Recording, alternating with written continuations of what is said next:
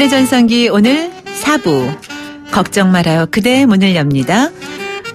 요즘 살충제 계란, 세균 식혜, 유럽산 햄, 소세지 등등 먹을거리에 유해물질이 검출되면서 걱정이 이만저만이 아닙니다. 그래서 오늘 걱정 말아요 그대 이 시간에 먹을거리와 관련해서 소비자 피해 배상을 위한 법적인 기준이나 제도에 대해서 알아보도록 하겠습니다. 월요일의 변호사, 법무법인 이경의 최진영 변호사 함께합니다. 안녕하세요. 네, 반갑습니다. 네, 최진영입니다. 주말 잘 보내셨어요? 주말 잘 보냈고요. 제가 오는 길에 라디오에서 그 청취자가 보내주신 그 사연을 봤는데 이게 보니까 그 세기가 많은 방송, 진행자가 이쁜 방송, 또 훈남 게스트가 많은 방송, 선물 많이 퍼주는 방송. 네. 맞습니다. 제가 인정합니다. 방송 들으면서 오셨군요. 네네. 어쩐지 오늘 표정이 한층 얼굴이 환하게 좋아 보이십니다. 역시 이 저희 방송을 들으면 그렇게 얼굴이 이렇게 표정이 밝아지는 것 같아요. 왜냐하면 걱정 말아요 그대 되니까요. 그렇습니다. 네, 오늘 월요일에 변호사 탑습니다. 자, 변호사님도 그러면 주말에 먹을거리 때문에 고민을 하셨나? 이걸 먹을까 말까? 들었다 놨다. 혹시 그런 거 있으세요? 왜 없겠습니까? 네. 그렇지만 또 사람들이 또 이 또한 지나가리라 하면서 그 사이에 또 망각을 하고 있는데 네. 어떤 매듭을 짚고 가는 그런 나름대로의 노력이 필요하지 않을까 싶습니다. 매듭과 어떤 명확한 기준 제시 그렇습니다. 이런 게 필요할 텐데요. 최근에 이 먹거리 둘러싼 사건 사고들이 참 보니까 많아요. 지금 이제 계란이 크게 와닿고 있지만 지금 소시지 햄도 그렇고 세균 식혜 그리고 햄버거 또 아이들 먹는 용가리 과자 이런 거에서도 막 피해가 많잖아요. 그렇습니다. 그 단순히 이름뿐만 아니고 이름함에 수식어가 붙는다는 게 문제인 것 같은데요. 네. 아시다시피 살균제 계란 또 E형 간염 소세지 대장균 햄버거 이런 것이 됐는다는 것 자체가 국민들을 어떻게 보면 불안하게 하는데요. 네. 아시다시피 지난 정권 같은 경우에는 불량식품을 이른바 4대약 중에 하나로 규정해서 단속을 했고 이번 그 문재인 그 대통령 정권 들어와서도 사람이 먼저다. 안전에 대한 어떤 그것을 강조함에도 불구하고 최근에 이런 식품에 대한 걱정이 사그라들지 않고 있는 것 같은데요. 네. 국민들의 불안감 이런 부분에 대해서 맞는 것인지 아닌 것인지 국가가 어떤 우왕좌왕 갈팡질팡하지 않고 국민들에게 정확한 정보를 제공하는 이런 것이 상당히 중요한 것 같은데요. 국가가 하지 않는다고 하면 당신의 전성기 오늘 걱정 말아요 그대가 해결해 드리겠습니다. 아유 대단하십니다. 고맙습니다. 역시 힘이 느껴지는군요. 우리 최진영 변호사님. 자, 그렇다면 일단 이제 계란이 요즘 큰 화두잖아요. 문제이고 또 식단에서 빼지지 않는 거잖아요. 손쉽게 그렇습니다. 제일 잘 선택하는 게 계란이에요. 집에서 애나 그렇죠. 어른이나. 예. 근데 이제 식품의약품안전처가 건강에 크게 문제가 없다라는 공식 입장을 밝혔는데 그 이후에 논란은 계속되고 있어요. 그렇습니다. 네. 이게 논란이 되니까 서로 이런저런 얘기가 있다가 어린이는 하루에 2개 정도 먹어도 문제없고 성인은 하루에 100개 넘게 먹어도 문제없다. 그렇다고 하면은 그러면은 양기업자들은 살충에 막 뿌려다니느냐. 이런 그 의문을 제기하고 있지 않습니까? 네. 결국 보면은 식품과 관련해 가지고 농축산물을 생산하는 것은 보면은 농축수산부에서 그리고 유통하는 것은 식품의약품안전처에서 이렇게 이원적으로 하다 보니까 서로 핑퐁하면서 책임 떠넘기하는 그런 모습 속에서 국민들이 상당히 불만이 많았던 것 같은데요. 그렇죠. 지금 그래서 농장들은 농장 주제대로 반발을 하고 그렇습니다. 또 판매 업체도 마찬가지고요. 그렇습니다. 네. 거기다가 지금 급성 독성에는 아무 문제가 없다. 먹고 나도 한 달이면 배출된다 하는데 또 의료업계 같은 경우에는 이게 만성적으로 쌓였을 경우에는 문제가 될 수 있고 이 부분에 대한 아직까지 확실한 검증이 안 됐기 때문에 여전히 이 부분을 완전히 안전하다라고 단정하기는 어렵다라고 해서 국민들로서는 소비자들로서는 어리둥절한 그런 상태인 것 같은데요. 네. 지금 최근에서도 이제 정부에서는 대책을 이렇게 발표하고 있습니다만 아직까지 국민들이 그 메시지가 뭔지 혼란스럽기 때문에 신속한 어떤 조치도 필요하지만 명확한 정보 제공 그렇게 해야 우리가 어떤 두려움을 느끼는 것은 잘 모르기 때문에 그런 거 아니겠습니까? 네. 그렇다고 하면은 잘 모르는 것에 대해서 잘 알 수 있는 정확한 정보 설명 이것들이 굉장히 중요한 상황인 것 같습니다. 네, 지금 정확한 정보 제시를 해야 된다고 말씀하셨는데 진짜 소비자 입장에서요. 그냥 우리도 주변에서 보면 이제 주부 아줌마들 얘기할 때 그냥 얘 먹어도 된대. 아니야 먹으면 안 된대. 이렇게 그냥 주먹구구식으로 아이 뭐 그녀가 먹었으니까 먹어도 되겠지 뭐 이런 얘기들도 하고 아니야 앞으로 먹으면 안 돼. 이게 정확하게 기준이 있어야 될 텐데 그렇지가 않다 보니까 서로도 헷갈려하는 거죠. 그렇습니다. 집에서도 애들한테는 계란 안 주면서도 남편한테는 당신 먹어 버리기 아까워 이런 상황이 벌어지고 있기 때문에 네. 지금 아마 이것 들으시는 그 40, 50대 그 남성들이 좀 네. 자괴감을 느끼는 것 같은데요. 말씀드렸듯이 어른들이 조금 더 안전한 건 맞죠. 그렇지만 국민들에게 정확한 정보 제공이 굉장히 중요한 것 같고 또 이 문제가 그 터지면은 결국 이게 재발 방지하기 위한 차원에서라도 이 그 법적 책임 이런 것이 되게 중요한 것 같은데 그 부분에 대해서도 여전히 의문점이 있기 때문에 국민들이 불안해하는 것 같습니다. 네. 그러면 이제 정부는 이렇게 식품으로 인한 소비자 피해에 대한 실질적 배상을 위해서 이제 집단 소송제 또는 징벌적 손해배상 제도 도입을 추진한다라고 하는데 이러한 것에 우리 소비자들도 참여할 수가 있는 건가요? 그렇습니다. 도입한다라고 했으니까 아직까지는 법 제도적으로 네. 들어와 있지 않다. 이렇게 그 해석이 되는 것 같은데요. 말씀하신 대로 지난 21일 날 식품 피해에 대해서 이 집단 소송제, 징벌적 손해배상을 도입한다라는 등 그 계란 안전 관리 대책을 얘기를 했는데요. 말씀드렸듯이 집단 소송제나 징벌적 손해배상제란 게 뭐냐면은 특히 집단 소송제는 우리는 어떻습니까? 소송을 해서 피해 배상을 받으려면은 내가 직접 소송에 들어가서 법원에 소장을 내야 되지 않습니까? 네네. 그런데 이런 것은 어떠냐면은 단체 소송에서 이 그 대표 당사자 소송이라고 하는데요. 정부에서 인정할 만한 그런 소비자 단체나 이런 단체에는 그 문제에 대해서 소송을 제기할 대표성을 주고 그 소송을 통해서 이기면은 그 피해를 입은 사람들 같은 경우에 직접 소송을 하지 않는다 하더라도 그에 따른 효과를 다 미치게 하는 그런 제도인데 네. 한마디로 소비자를 보호하기 위해서 굉장히 중요한 제도죠. 더불어서 징벌적 손해배상이란 건 뭐냐면은 예를 들어서 우리 계란 한 판 사는데 많아도 한 10,000원 내외지 않습니까? 네네. 근데 10,000원이라고 하면 피해 입은 것이 그럼 10,000원만 배상해주고 환불만 하면 되느냐? 그걸로 모자란다고 하죠. 그래서 이른바 미국 영미법 같은 경우에는 3배 배상제도 트리플 데미지라고 해서 네. 피해 금액의 3배 이상이 되는 어떤 피해를 배상하도록 해서 소비자를 보호하는 제도를 지금 도입을 한다고 하는데요. 실제로 지금 제조물 책임법이란 것이 만들어져서 내년 4월부터 같은 경우에는 지금 3배 배상 제도 이 제도가 지금 도입돼서 지금 오늘은 안 되지만 내년에 이와 같은 문제가 있다라고 한다고 하면 훨씬 더 쉽게 어떤 피해자들이 손해배상 받을 수 있는 그런 제도적 장치가 지금 마련되고 있다. 이렇게 말씀드릴 수 있습니다. 그렇군요. 근데 어쨌든 간에 이렇게 먹거리 때문에 집단 소송을 하거나 뭐 징벌적 손해배상을 받거나 이런 경우가 사실 없어야 되겠죠. 어쨌거나 있어서는 안 되죠. 사실. 먹는 거니까. 안 되죠. 우리가 먹는 네. 건데 그럼에도 불구하고 이 먹을거리 파동이 이렇게 계속되는 이유는 어쩌면 그 처벌 수위가 너무 낮아서 솜방망이 처벌 같은 식의 그런 처벌 수위 때문이 아닐까 하는 얘기도 나오고 있거든요. 왜냐하면 이런 그 먹거리 사건이 생길 때마다 우리가 이 처벌에 관해서 얘기를 하지만 매번 터지니까요. 네. 그렇습니다. 말씀하신 것처럼 처벌 수위도 너무 낮고 그리고 또 뭐 단순한 형법뿐만 아니고 행정적인 처분 같은 경우에도 친환경이라고 했는데 그걸 인증을 이렇게 위반해서 취소하려고 했더니 바로 취소할 수 없는 그런 문제가 있다라는 것들이 얘기하고 있는데요. 저도 그 대법원 양형위원회 전문위원으로서 있으면서 이 식품과 관련해서 이 처벌 수위를 높이는 그런 양형 기준을 마련했는 것은 있지만 그것이 현실적으로 그 법원에 갔을 때에 좀 지켜지지 않는다는 그런 비판이 상당히 있습니다. 그렇다 보니까 이제 식품을 그런 식으로 해서 어떻게든 생산해서 판매하고 나면은 그 처벌 수위는 너무 낮다 보니까 이익에 비해서 처벌은 낮다 보니까 결국 당신이 나중에 운 나빠 지금 규제가 돼서 처벌받으면 그때 한순간이지 이렇게 하는 그런 풍조가 상당 부분 네. 있는 것 같은데 명확한 처벌 기준과 규정이 있는 건가요? 그렇습니다. 네. 그와 관련해 가지고는 지금 이 농축산물과 관련해 가지고는 지금 말씀드린 대로 이게 식품 축산물 위생관리법이 있는데요. 축산물 위생관리와 관련해서 유독 유해 식품이 들어있거나 묻어 있는 것 또는 그와 같은 우려가 있는 것을 가공하거나 판매해서는 안 됩니다. 네. 만약 이걸 위반했을 경우에는 10년 이하의 징역 또는 1억 원 이하의 벌금에 처하도록 되어 있는데요. 규정 자체는 상당히 높지만 이것대로 처벌되는 케이스는 네. 현저히 떨어지다 보니까 네.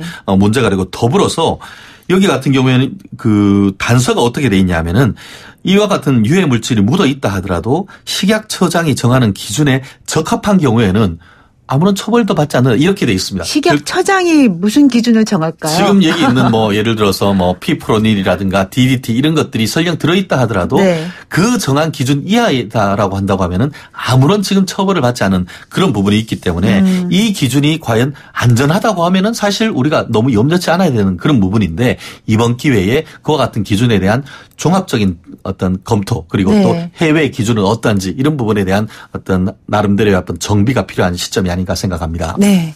지금 이제 문자 가운데 5788님. 작년 추석 때 큰 마트에서 연어회를 사 먹었는데 온 가족이 배탈이 났어요. 이런 경우는 종종 있죠. 항의했더니 얼마 안 되는 상품권 주겠다고 해서 강력하게 항의했더니 보험회사 연결해줘서 손해배상 받았습니다. 절대 그냥 넘어가지 마세요. 소비자들의 권리는 소비자가 찾아야 합니다. 소비자가 찾아야죠. 와, 권리. 대단하십니다. 네. 네. 자, 1534님. 안녕하세요. 이번 사태에 살충제 헤어스프레이도 포함되어 있어요. 이분은 이제 그 머리에다 뿌리는 그 스프레이 네. 때문에 이제 제가 무슨 스프레이를 5통이나 썼어요. 피해는 없는 것 같지만 잠재적으로는 몸에 어떤 영향을 줄지 걱정돼요. 2년 전에 제가 홈쇼핑에서 구입했는데 이 헤어스프레이 기록도 판매도 중지됐고 그걸 판매한 헤어 디자이너는 모든 SNS 활동을 끊었어요. 모두가 나 몰라라 하는 상황이에요. 이런 상황은 손해 청구 가능한가요? 하셨어요. 피해는 아직 없다고 하셨는데. 네. 그렇습니다. 보통 이런 케이스 같은 경우에는 대기업 제품이나 생산된다라고 하면은 그것을 유해성을 입증을 해서 환불받거나 소비자 피해 보상 기준에 의해서 조치를 받을 수 있는데 네. 벌써 이건 소량으로 이렇게 수입을 한다든가 판매하는 것인데 그 판매자나 그 취수를 했던 사람이 벌써 어디에서 사라지고 사라졌어요. 그런 상태라고 하면은 현실적으로 좀 피해 배상 받기가 참 어려운 점이 있다는 점에서 좀 안타까운 말씀인 것 같은데요. 그러네요. 그나마 지금 직접적인 피해는 아직까지 없다는 네. 점이 다행이죠. 예. 네. 이거는 식품이 아니고 어떤 공산품에 관한 것이고 최근에 있어서 여성 청결용품 이런 부분에 대해서 문제와 동일한 그 선상에 있기 때문에 이번 정부의 어떤 나름대로의 노력이 필요한 것이 아닌가 싶네요. 네. 자, 지금 구체적인 사연이 계속 올라오고 있는데요. 일단 사연 하나는 근데 이거는 이제 많이 우리가 흔히 종종 뉴스에서 봤던 그런 사연 같네요. 아이가 좋아하는 과자가 있는데 먹다가 초파리를 발견했어요. 사진은 찍어놨습니다. 이거 제조회사에 말하면 보상받을 수 있나요? 이런 경우 저도 예전에 아이들 키울 때 있으면 이렇게 얘기 전화하면 그냥 한 박스 정도 새로 보내주는 그 정도 수준이었던 것 같아요. 예전에. 어떻게 저랑 똑같습니까? 그러셨어요? 예, 실제로 저도 지금은 토요일 날 쉬지만 제가 토요일 날 근무할 때 네.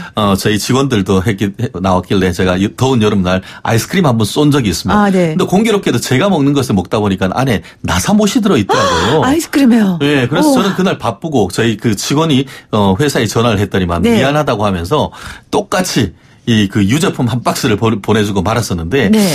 그런 식으로 돼서는 안 되겠죠. 네. 그렇다는 점에서는 이제 이런 부분에 대해서 정식적인 문제를 제기하려고 하는 그런 소비자의 노력이 없다고 하면 재발되기 때문에 좀 전에 아까 그 문자 주신 그분 정말 박수 드리고 싶습니다. 저보다 네. 나으신 분이시네요. 네. 근데 이분은 이제 초파리가 이제 과자에서 나왔다고 하신 분이잖아요. 네네. 근데 이분은 이럴 경우에 소비자가 신고를 했을 경우에 어떤 조치를 취해야 하는지 정해진 법 규정이 있나요? 그냥 단순히 과자 회사에다 전화하면 과자 한 박스 더 주는 정도잖아요. 네, 대부분이. 근데 이제 이걸 정말 신고했을 경우에. 그렇습니다. 신고했을 경우에 그러면은 그 회사가 어떤 조치를 해야 되느냐. 말씀드린 대로 소비자 피해 보상 규정에 의해서 환불과 추가적인 손해가 있다라고 하면은 손해배상을 해야 되고 네. 그뿐만 아니고 이 회사도 그 부분에 대해서 그 관계 당국에 신고해야 될 의무가 있는데요. 실제로 그 식품위생법에 따라서 그 보고 대상 이물 범위 및 조사 절차에 관한 규정이라는 것이 있는데 아까 말씀하신 대로 이 보면은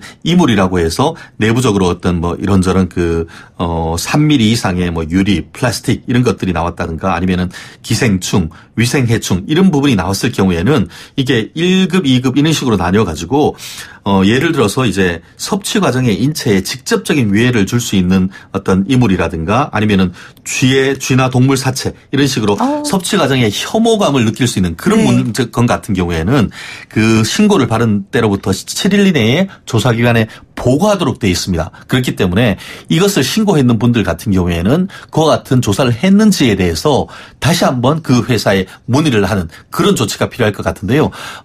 정말 이분이 단순히 화가 나는 부분을 넘어서 다른 제품에도 들어갈 수 있지 않습니까? 그렇다고 네. 한다고 하면은 이와 같은 업체 자체에 대한 신고를 넘어서 관련되는 식약처나 어떻게 보면 소비자보호원 이런 데도 적극적으로 신고하는 이런 부분이 필요하다고 생각하고 다만 가끔씩 보면은 어떻게 보면 이른바 블랙 컨슈머라고 그렇죠. 해서 상습적으로. 의도적으로 네. 이런 걸 하고 있는 그 신고를 하는 그런 부분이 있는데 네. 그런 부분에 대해서도 거꾸로 처벌받을 수 있기 때문에 소비자의 권리는 최대한 보장하되 그 권리를 남용하는 절차는 없어야겠습니다. 네, 그렇죠.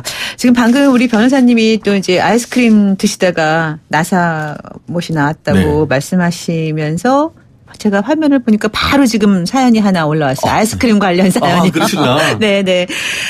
온 가족이 함께 아이스크림을 먹으려고 가게 앞 슈퍼에서 잔뜩 사왔는데요. 모두 유통기한이 지났고 여러 번 얼었다 녹은 흔적이 역력합니다. 그래서 슈퍼 주인에게 화를 냈더니 아이스크림이 유통기한이 없다라며 저에게 오히려 더 화를 내더라고요. 이렇게 이런 문자를 주셨는데 아이스크림 유통기한 있지 않나요?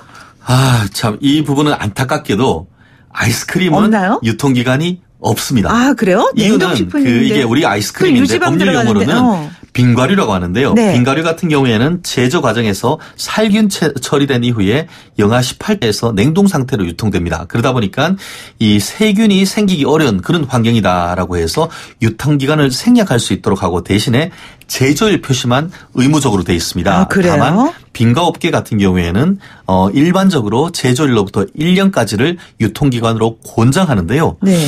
권장할 뿐이지 의무는 아닙니다. 아마 이번 여름에 제가 봤을 때도 보면은 상가 1층에 보면은 50%장 아이스크림 할인한다는 그런 네. 곳이 상당히 많은데 그런 데 가다 보면은 뭐 기한이 상당 1년이 넘는 케이스도 네. 많고 또 뜯어보면은 안에 보면은 이렇게 성에가 끼어 있는 네네. 경우에 따라서는 이렇게 흐물흐물하게 이렇게 녹았다가 얼은 예. 그런 케이스가 있는데 그런 부분은 가급적 섭취하지 않는 것을 권장하고 있는 것 같습니다. 네. 근데 예를 들어서 이제 그렇게 좀 오래된 그런 아이스크림 몇 번 녹았다 뭐 어떤 얼었다 하면 맛도 없고요. 네네. 이렇게 오래된 그 기간이 많이 지난 상품을 이제 사서 먹고 탈이 났다고 하면 네. 그거를 판매한 그런 그 가게, 그러니까 예를 들면 편의점이나 슈퍼마켓이나 그런 데에다 책임을 묻는 건가요? 아니면 회사에다가? 결국 이렇게 합니다. 쉽게 말하면 골라잡아 다 책임 물을 수 있습니다. 아, 네. 한마디로 이와 같은 책임 같은 경우에는 제조에 있는 업체 그리고 중간 유통업체, 최종 판매업체 이 부분에 대해서 각각 손에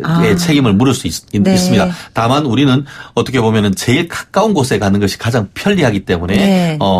그 편의점이라든가 구매한 곳에 바로 가거나 해서 1:1로 교체를 하는데 경우에 따라서는 말씀드렸듯이 생산자한테까지도 책임을 물을 수 있다는 점에서는 그런 부분도 알고 계시면 좋지 않을까 싶습니다. 네. 자, 오늘 이렇게 해서 이제 먹거리 관련해서 이제 관련 법과 또 사례에 대해서 우리 최진영 변호사와 함께 이야기 나누고 있는데요. 자, 노래 한 곡 듣고 말씀 이어가도록 하겠습니다. 성시경의 노래 준비했어요. 넌 감동이었어. 당신의 전성기 오늘 4부. 걱정 말아요 그대. 오늘은 법무법인 이경의 최진영 변호사와 함께 그 먹거리에 관한 소비자 피해 배상을 위한 법적 기준이나 제도에 대해서 이야기 나누고 있는데요. 지금 노래 나가는 동안 8265님께서 문자 주셨는데 이거는 먹거리 관련된 내용은 아니에요. 그런데 변호사님 나오셨으니까 아마 질문을 하신 것 같아요. 자, 형사진단서 5주 나왔습니다. 그런데 상대 측이 300만 원 약식 기소 받았다니 이해가 안 됩니다. 코뼈가 부러지는 큰 폭행을 당했는데 치료비 한 푼 못 받고 사과도 없어요. 처벌이 약한 거 아닙니까? 하셨어요. 처벌이 약하네요. 네. 근데 제가 봤을 때는 지금 이것이 뭐 과실치상인지 아니면 서로 싸우다가 폭행치상인지 이 부분은 조금 더 규명을 돼야 되겠습니다만. 네. 폭행을 당했다고 하시긴 그렇죠. 하셨어요. 폭행이라고 한다고 하면은 지금 대법원 양형 기준에 보면은 서로 이렇게 멱살 잡다가 이렇게 하면은 그것도 폭행이거든요. 그래서 네. 주고받다가 몸에 약간 멍이 들었다. 이 정도면은 2주가 나옵니다. 그런데 4주 내지 지금 5주라고 하면은 대법원 양형 기준에 할 때도 중한 상해의 결과가 맞다라고 지금 얘기가 되는 것이 4주 5주인데요. 네. 그래도 불구하고 300만 원이라고 한다고 하면은 제가 추측한데 합의는 안 됐지만 이분을 위해서 법원에다가 일정 부분 손해배상액을 공탁했는 것이 아닌가 하는 것을 지금 미루어 짐작할 수 있습니다. 네. 그렇기 때문에 아마 그 부분을 수사했는 어떤 경찰서나 검찰에 가서 한번 문의를 해보시고 만약에 이 부분에 대해서 여전히 합의가 안 되고 했다라고 하면은 그 사건 번호를 확인을 해서 법원에 탄원서, 아직까지 처벌이 또 합의도 안 됐다는 탄원서를 낸다고 하면은 실질적인 어떤 처벌을 받게 할 그럴 방법도 없지 않습니다. 네. 자, 저희가 오늘 이제 먹거리 관련한 이야기를 나누고 있는데요. 이제 시간이 다 된 관계로 이런 먹거리와 관련해서는 사실 유통, 판매 이런 거 하기 전에 이미 성분이나 유해물질 관련해서 심사를 하고 검사를 다 할 텐데 왜 자꾸 이런 일들이 계속 발생하는지 잘 모르겠어요. 이제 소비자 입장에서는 왜 그렇나. 처벌이 아까 처벌이 좀 약하다고 말씀하신 하셨는데. 것대로 솜방망이 처벌이 본질적인 문제겠죠. 네. 대부분 벌금이나 가벼운 행정처분으로 끝나다 보니까 원산지도 쏘기고 또 유통기간도 마음대로 늘리는 그런 것이 끊이지 않는데요. 의외로 중국이 이런 부분에 대해서는 최근에 2015년에 식품안전법 개정해서 예를 들어서 불법 첨가물이 발견되면 바로 허가 취소하고 해당 제품 가격 30배 벌금 부과하는 이런 식으로 어떤 영구 퇴출 조치를 하고 있는데 네. 우리도 지금 보면은 최근에 대책을 하면서 전부 다 행정 규제라든가 아니면은 환경 인증 이런 부분을 강화하려고 한다라는 얘기를 하고 있습니다. 네. 그리고 최근에 봤더니만 지난번 세월호 사건이나 이럴 땐 이른바 해피아 이런 얘기가 있는데 이번에는 농피아 라고 해서 네. 농수산물 관련되는 데 있던 공무원들이 나와서 인증업체에 취직해서 서로 유착 이런 문제가 있다고 하는데 말씀드리는 어떤 기준에 대한 문제뿐만 아니고 각종 인증에 대한 그런 문제도 이번 기회에 한번 잘 점검하는 그런 것으로 해서 국민들이 정말 편하게 다른 네. 거 의식주 중에 가장 기본이 먹는 거 아니겠습니까? 그렇죠. 우리가 다 먹고 살자고 하는 짓이잖아요. 그런 모든 부분에 게. 대해서 국민이 네. 걱정하지 않는 기준을 설정해 주셨으면 하는 것이 저 개인적으로도 저도 네. 이 꼬맹이들 세대는 아빠인데 네. 아이들의 어떤 미래 세대를 위해서라도 좀 네. 국가가 할 수 있는 부분이 가장 중요한 부분이 바로 그 문제인 것 같습니다. 네. 오늘 법무법인 이경의 최진영 변호사와 걱정 말아요 그대 함께했습니다. 말씀 잘 들었습니다. 감사합니다. 당신의 전성기 오늘 월요일 순서 함께했습니다. 함께해 주신 애청자 여러분께 감사드리고요. 또 문자 보내주신 분들께 더욱더 감사드리고 그 가운데 몇 분만 더 추첨해서 준비한 선물 보내드리겠습니다. 다 드리지 못하는 게 늘 아쉬운 마음입니다. 이해하시죠? 자, 마칠 시간 다 됐는데요. 끝곡으로 그대 안의 블루 이소라와 김현철의 노래 준비했습니다. 저는 내일 아침 10시 20분에 다시 올게요. 지금까지 김명숙이었습니다. 도박은 치료가 필요한 질병입니다. 도박 문제 상담 전화 1336. 당신의 전성기 오늘 이 프로그램은 한국도박문제관리센터와 함께합니다. 여러분, 오늘이 가장 젊은 날입니다.